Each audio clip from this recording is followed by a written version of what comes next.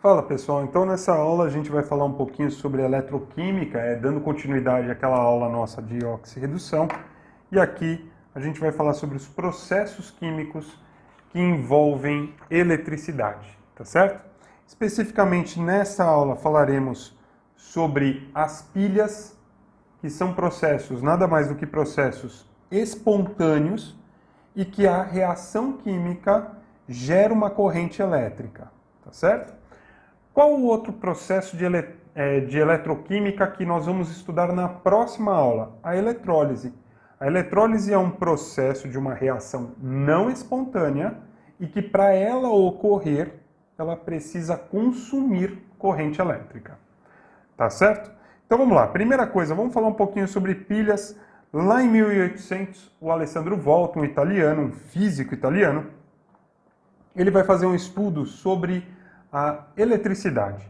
E aí ele começou a literalmente empilhar placas de metal, de cobre ou prata, mas era de cobre. Ele colocava a placa de cobre, um pano embebido numa solução eletrolítica, isso é uma solução que conduzia eletricidade, e aí uma placa de zinco. Aí uma placa de cobre, um pano com solução eletrolítica, uma placa de zinco, uma placa de cobre, uma solução eletrolítica, uma placa de zinco e assim por diante. E ele vai empilhando essas placas de metal e isso fica gigantesco e ele consegue ligar uma lâmpada. Pode parecer tosco, pode parecer completamente distante, mas é assim que surge a pilha e é um motivo de revolução. Por quê? Para você ter eletricidade, você tinha que ficar preso. E a partir desse momento, você pode caminhar sem estar preso a uma fonte elétrica, porque essa fonte elétrica pode caminhar com você. É verdade que isso daqui pesava muito na época, tá bom? Um dos nomes importantes que você vai encontrar, vira e mexe você vai encontrar, foi dado pelo próprio Alessandro Volta a essas placas de metal. Ele chamou de eletrodos, que nada mais significa do que percurso ou caminho da eletricidade em grego, tá certo? Então, vamos lá. Depois de um tempo, depois de Alessandro Volta, um inglês chamado Daniel, ele resolve estudar exatamente como é que ocorrem esses processos químicos de oxirredução e que geram eletricidade. E para isso ele desmembra aquela pilha monstruosa em duas áreas diferentes para ele conseguir estudar. Acontece que, a partir desta ideia, nós vamos conseguir gerar o potencial padrão de redução e oxidação. Como é que a gente gerou o potencial padrão? Uma unidade de medida. Como eu já disse em outros vídeos para vocês, toda vez que a gente precisa fazer uma unidade de medida, a gente tem que criar algo para se comparar. Medir é comparação. Pegamos então o gás hidrogênio, colocamos um eletrodo de platina, que é inerte, borbulhamos o gás de hidrogênio para dentro e fizemos a reação dele com a eletricidade, tá certo? E a gente simplesmente assumiu que o hidrogênio tem um potencial de redução ou de oxidação igual a zero, como está escrito aqui, tá certo? Ele é sempre zero. Então a base de comparação é sempre a redução ou oxidação do gás hidrogênio. Depois, foram colocando vários outros materiais, sejam eles metais ou ametais, do outro lado e mediam qual era a voltagem que ocorria o processo, tá certo? Tabelaram tudo isso e obtiveram o seguinte, só que aqui nós estamos falando de redução, lembra? Perde elétrons, oxida, recebe elétrons, reduz. Estamos falando de as espécies químicas têm que receber elétrons para se transformar nessa nova espécie química. E aqui está o potencial de redução, porque todas as equações aqui são equações de redução, estão recebendo elétrons. Sempre que você tem um valor negativo, isso indica que ele não gosta de fazer a redução. Ele prefere fazer a oxidação, o caminho oposto. Tá certo, pessoal? Quanto mais negativo, menos ele gosta de fazer aquilo. Isso é, menos espontâneo é o processo. Quanto mais positivo, mais espontâneo. Isso é, maior a afinidade daquela espécie química em receber elétrons. Ok? A espécie química que menos tende a receber elétrons é o lítio. E ele apresenta um potencial de redução menos 3,05 volts. Ele é o melhor redutor que existe. E você acabou de dizer que ele não gosta de reduzir. Lógico, eu disse melhor redutor, eu não disse melhor, não disse que sofre a melhor redução, eu disse melhor redutor. Quem é redutor sofre oxidação, certo? É o agente redutor, ele é o melhor redutor, o melhor agente redutor, isso é, sofre oxidação. Em contrapartida, o flúor é o elemento que mais tende a receber elétrons, apresentando um potencial padrão de redução 2,87 volts positivos. Então ele é o melhor oxidante, isso é, ele é quem sofre a melhor redução, ele é quem tem a maior tendência de sofrer redução, ganhar elétrons. Como é que a gente vai calcular a diferença de potencial dentro de uma pilha, pessoal? A diferença de potencial ela será medida a partir dos potenciais padrão de redução. Normalmente é de redução, pessoal. Onde será? O potencial padrão de redução maior menos o potencial padrão de redução menor, tá certo? Isso vai dar a DDP. Se você olhar aí na sua casa, a sua pilha doméstica, ela gera de DDP 1,5 volts. Falando um pouquinho da pilha de Daniell, pessoal, tem que saber desenhar isso daqui e aí a gente vai pensar um pouquinho na pilha clássica de Daniell. O que Daniell fez? Ele separou todas aquelas partes que Alessandro Volta colocou tudo junto para estudar o que ocorre com cada parte.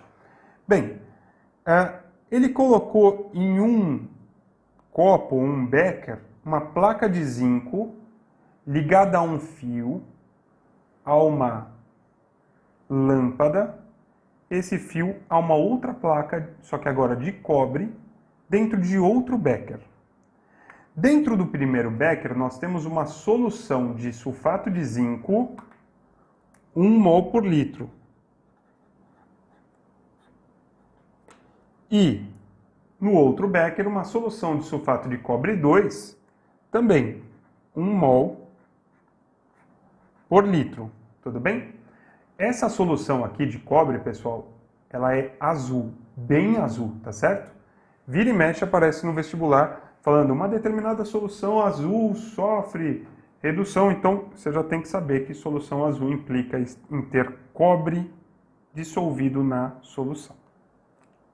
Conectando essas duas soluções, temos algo chamado ponte salina. Ponte salina é um tubo de vidro, normalmente um tubinho de vidro, que contém uma quantidade de gelatina saturada por cloreto de potássio. E ela é extremamente importante para o funcionamento da nossa pilha. Tá, vamos entender o que ocorre aqui nesta pilha. Pessoal, a primeira coisa que você tem que entender é que o zinco ele apresenta um potencial padrão de redução igual a menos 0,76 volts. Então aí a primeira pergunta que você tem que ter clara, ele gosta de reduzir? Ele tende a reduzir? É espontânea a redução dele? Não. Ele tende a fazer o oposto, que é oxidar, tá certo? Já o potencial padrão de redução do cobre, ele é positivo, isso é, espontâneo, 0,34 volts. Portanto, ele tende a reduzir? Sim, é um processo espontâneo. Mas veja que isso foi bem interessante, porque temos alguém que não quer reduzir, não tende, não é espontâneo, ele tende a ser espontâneo para oxidação, e alguém que é espontâneo para a redução. E estamos falando de um processo de oxirredução, onde necessariamente alguém oxida e alguém reduz, tá certo? Só que oxidar, então vamos de novo lá, ó, perde elétron, oxida, recebe elétrons, reduz. Quem sofre a oxidação vai ser o zinco aqui, porque ele apresenta um potencial de redução negativo. Então ele sofre a oxidação. Então o que ele vai perder? Ele vai perder elétrons. Então isso implica que os elétrons dele migrarão pelo fio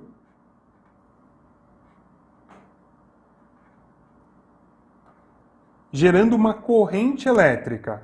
Essa corrente elétrica fará com que nossa lâmpada acenda.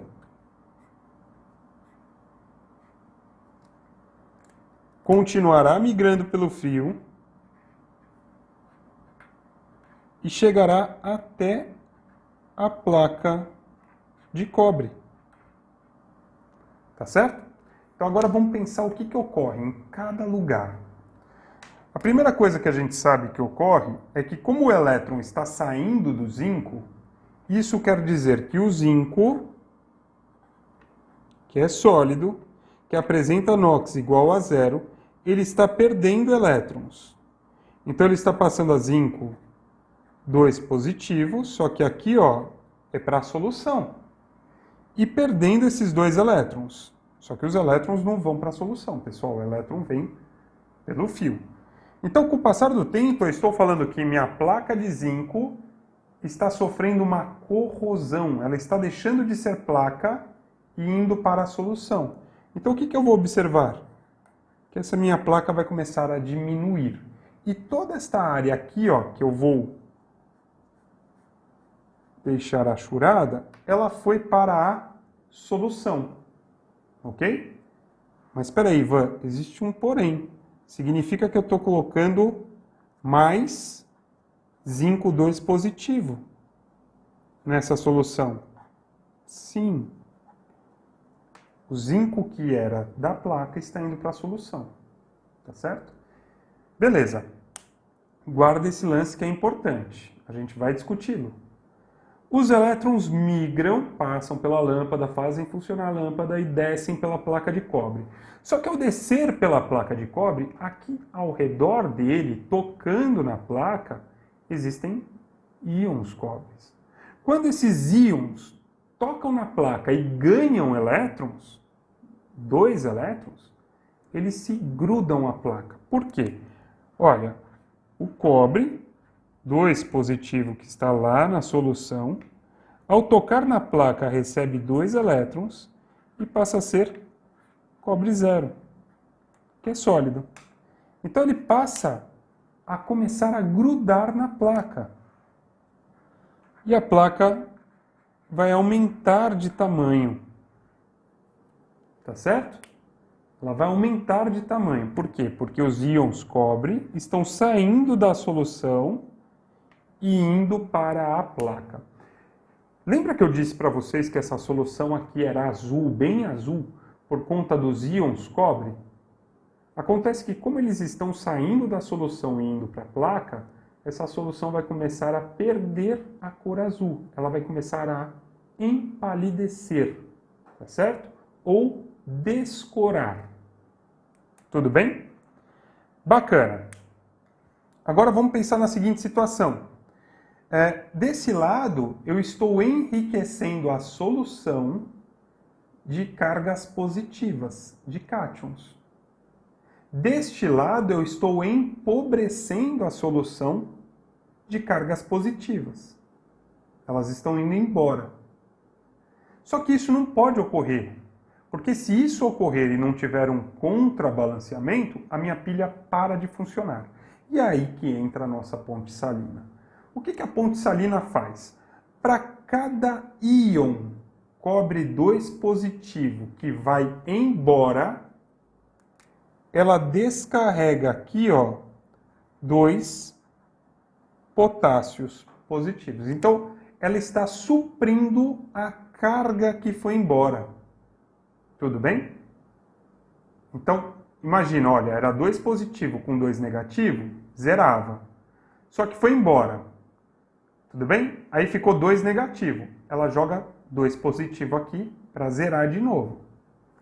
E desse lado, para cada zinco que sai da placa e vai para a solução, a ponte salina descarrega aqui, ó, 2 cloretos 2Cl negativo. Para quê? Para zerar com o zinco. Sempre mantendo as duas soluções eletricamente neutras. Então a ponte salina serve para manter as soluções eletricamente neutras. Se eu tirar a ponte salina, minha pilha para de funcionar. Se eu tirar a placa de zinco, para de funcionar. A placa de cobre, para de funcionar. Cortar o fio, para de funcionar. Se o metal, qualquer um dos dois, não tocar na solução, para de funcionar também. Tá certo? Bem, acontece que o Alessandro Volta, ele determinou algumas coisinhas, tá? E ele vai determinar, junto de outros físicos e outros químicos, alguns nomes importantíssimos. Ele vai determinar que o local onde ocorre a redução se chama cátodo. E que está atraindo elétrons. E que, se está atraindo elétrons, apresenta um polo positivo. Tudo bem? Então, cátodo é o local da redução. Em contrapartida, o local que ocorre a oxidação chama-se ânodo. E que está rico em elétrons, mandando elétrons embora, e, portanto, passa a ter um polo negativo. Tudo bem? Então, cátodo, redução.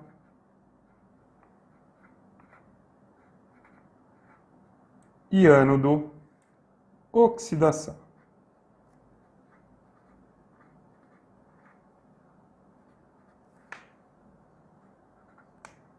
Tá certo, pessoal?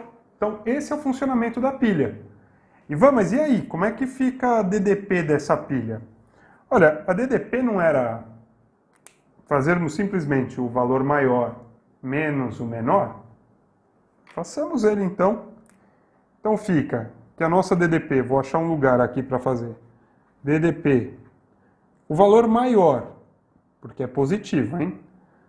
0,34 volts, menos o valor menor, menos 0,76 volts. A DDP será igual a 0,34 volts, menos com menos mais, 0,76 volts.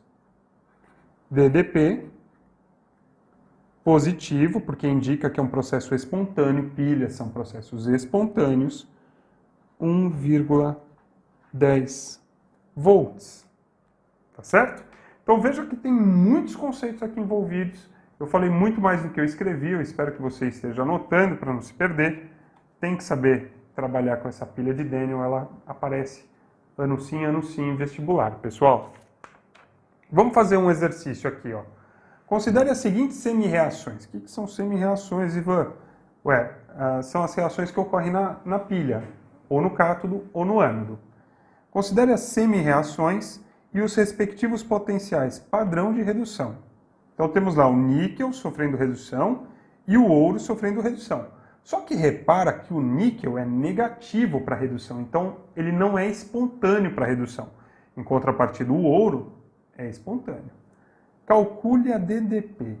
Olha, DDP é o potencial padrão de redução maior menos o potencial padrão de redução menor. Tá certo? Quem sofre o maior potencial de redução é quem reduz.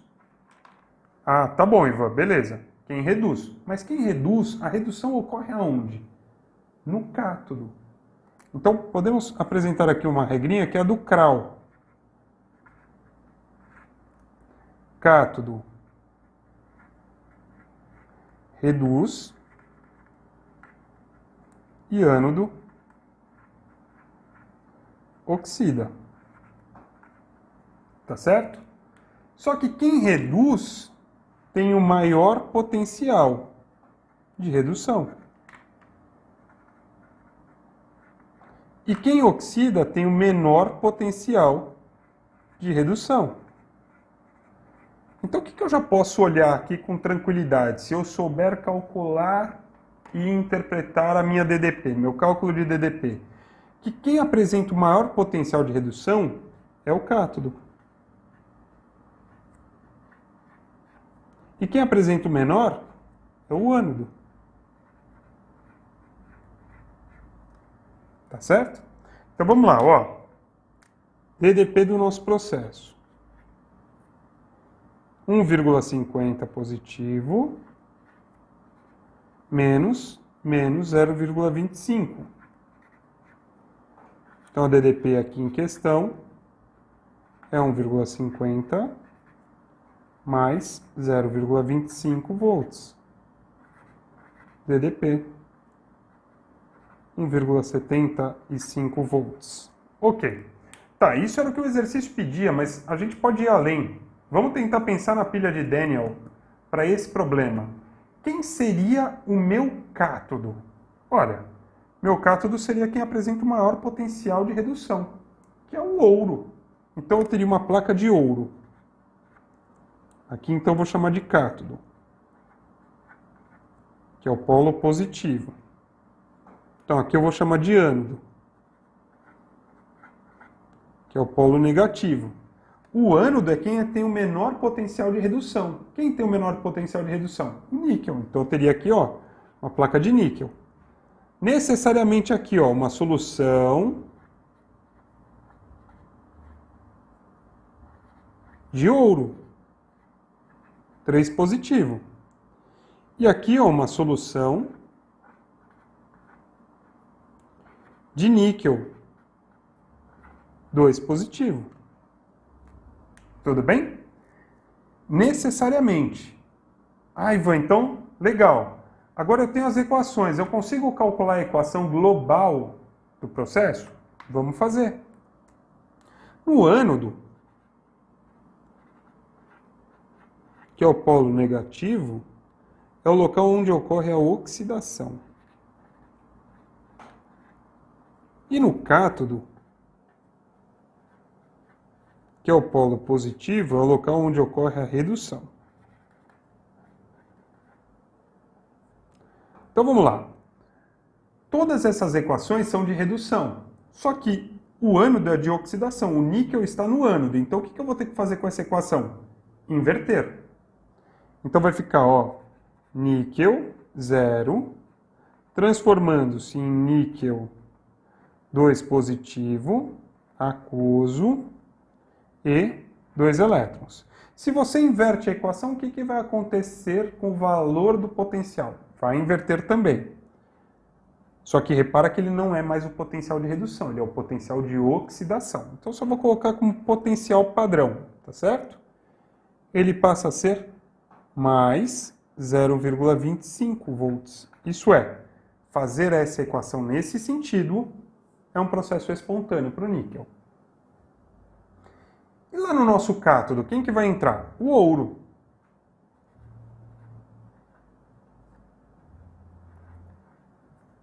Exatamente como ele já estava, porque ele já indicava que era um processo espontâneo.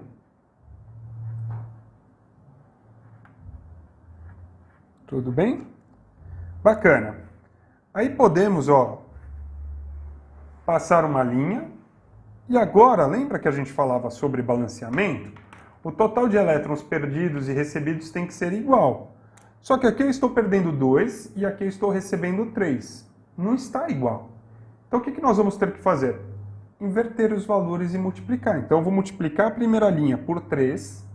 Então fica 3 níquel, 3 íons níquel e 6 elétrons. E vou multiplicar a linha de baixo por 2. 2 íons ouro, 6 elétrons, 2 átomos de ouro. Agora o total de elétrons perdidos e recebidos são iguais. Podemos cancelar. Ivan, mas espera aí. Você multiplicou a equação. Você não vai multiplicar o potencial? Não, isso daqui não é termoquímica, pessoal. Potencial padrão, ele não depende da quantidade. Ele não depende. Tá certo? Então, pode multiplicar por 1 milhão. Vai continuar a mesma coisa. Tá bom? Agora vamos derrubar aqui, ó, fica 3 níquel, 2 ouros, 3 positivos, se transformando em 3 níquel, 2 positivo e 2 ouro, 0. Qual seria a DDP dessa reação? Olha, é só somar. 1,75 volts. Tá certo? E toda vez que eu for representar uma pilha, eu tenho que desenhar todo esse processo aqui? Não. Existe um jeito de você representar a mesma pilha de uma forma muito mais sucinta, que é a maneira como nós químicos normalmente representamos. E essa representação ela se dá da seguinte maneira, pessoal. Você vai ter o ânodo, a espécie, que o ânodo se transforma, ponte salina, a espécie e o cátodo. Tá certo? Em uma única linha. Tá, e vamos ver se eu entendi. Como é que ficaria? Quem é o ânodo? O níquel. O níquel se transforma em quê? Em níquel 2 positivo. Ponte salina, isso é, na outra parte da minha pilha. O ouro 3 positivo se transforma no cátodo. Quem é o cátodo? O ouro. Então, ter desenhado tudo isso daqui, ó, é a mesma coisa que ter escrito esta linha, tá? Se você quisesse completar a sua pilha, você escreveria esta linha mais a DDP e acabou. Escrever isso implica em ter desenhado tudo isso aqui e ter explicado tudo isso. Tá bom, pessoal?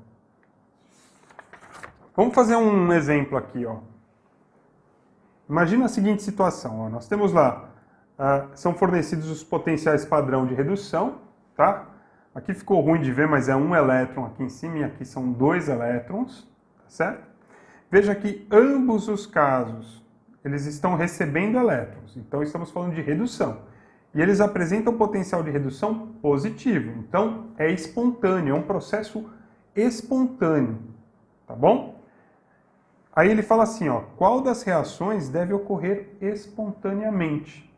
Bem, primeira coisa, DDP não é igual a potencial padrão de redução maior menos potencial padrão de redução menor? Já vimos isso, certo? Mas também vimos que quem tem o maior potencial padrão de redução é o cátodo. E quem tem o menor é o ânodo. E sabemos também que no cátodo ocorre a redução e no ânodo a oxidação. Então, espera lá.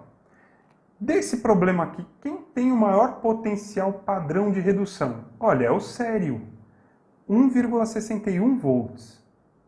Então ele vai ser o cátodo, isso é, ele vai sofrer redução. Ah, ele já está sofrendo redução. Então vamos manter a redução dele, olha. Sério, 4 positivo, recebe um elétron, transforma-se em sério 3 positivo. Qual o potencial que ocorreu aqui? Olha, 1,61 volts positivos. Tá, quem tem o menor potencial padrão de redução? Estanho. Ele é menor. E vamos, mas é espontâneo. Sim, é espontâneo, mas é menor. E quem tem o menor potencial vai ser o ânodo. Gostando ou não gostando, vai ser o ânodo. E vai sofrer oxidação. Então, o que nós vamos fazer com essa equação? Invertê-la. Então temos aqui, ó, estanho 2 positivo, sofrendo oxidação, isso é, perdendo elétrons, perdendo 2 elétrons e transformando-se em estânio 4 positivo. E qual é o potencial padrão para ocorrer isso? É negativo, isso é, não espontâneo, 0,15. E vamos, esse é não espontâneo, por que está ocorrendo? Porque o sério, ele tende a reduzir mais e muito mais do que o estanho. Então ele força o estanho a fazer aquilo que não é espontâneo, que ele não gosta. Tá bom? Agora a gente precisa da equação global. Recebe-se 1 elétron, perde-se 2. Vamos ter que multiplicar essa primeira equação por 2. Para igualar o total de elétrons. E vamos não multiplica. Isso daqui independe da quantidade. Agora elimina os 2 elétrons. Derruba o resto. Fica, ó, 2 sério, 4 positivo, reagindo com 1 estanho. 2 positivo, transformando-se em 1 estanho, 4 positivo, e 2 sério, 3 positivo. Tá, qual dessas respostas é a nossa? Olha, a letra B.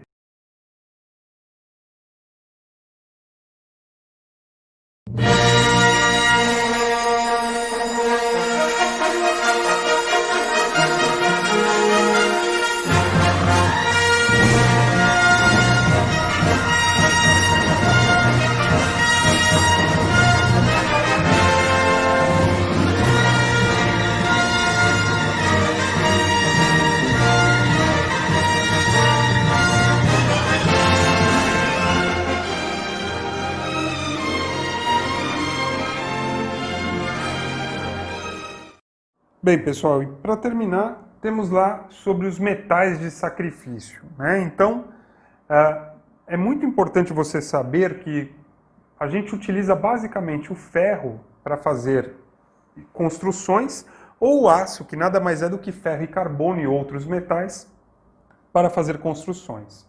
Só que o ferro ele apresenta um potencial padrão de redução negativo 0,44. Isso quer dizer que ele não tende a permanecer reduzido, ele tende a oxidar. Por isso que é tão comum o ferro no dia a dia sofrer oxidação, porque esse é o caminho espontâneo para ele.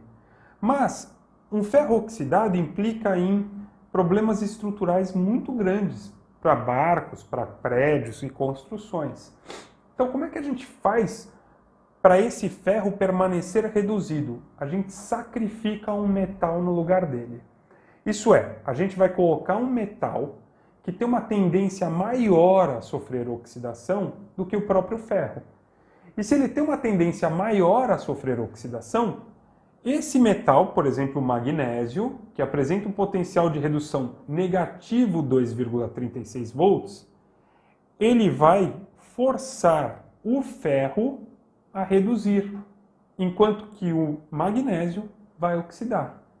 Então, quando você olha para dentro de um barco, eu desenhei um barco aqui, o barco do lado de fora ele está em contato com o mar. E lá no mar tem muitos íons, e esses íons vão tocando no aço, no ferro do nosso barco, e vão reduzindo. Em contrapartida, o casco vai oxidando. O casco não pode oxidar, porque se ele oxidar, ele fica frágil, ele pode quebrar, ele pode furar. Então, dentro do barco, existe um lastro, isso é um metal que a gente prende junto à estrutura do barco e que fica em contato direto com todo o ferro. E é uma boa placa de magnésio. O que vai acontecendo? O ferro entra em contato com o íon do mar, o íon reduz, o ferro oxida. Só que o ferro está em contato com o magnésio. O magnésio oxida e o ferro volta a reduzir. Com isso, a placa de magnésio, com o passar do tempo, vai diminuindo, mas o casco se mantém íntegro. E dessa maneira a gente mantém o ferro, que não gosta de permanecer reduzido, não tende a permanecer reduzido, forçando ele a reduzir, colocando alguém que tem uma espontaneidade mais negativa ainda em relação à redução e muito mais positiva em relação à oxidação, tá bom? Então isso daí é o metal de sacrifício. Espero que tenha ficado claro. Façam bastante exercícios e até a próxima aula, pessoal.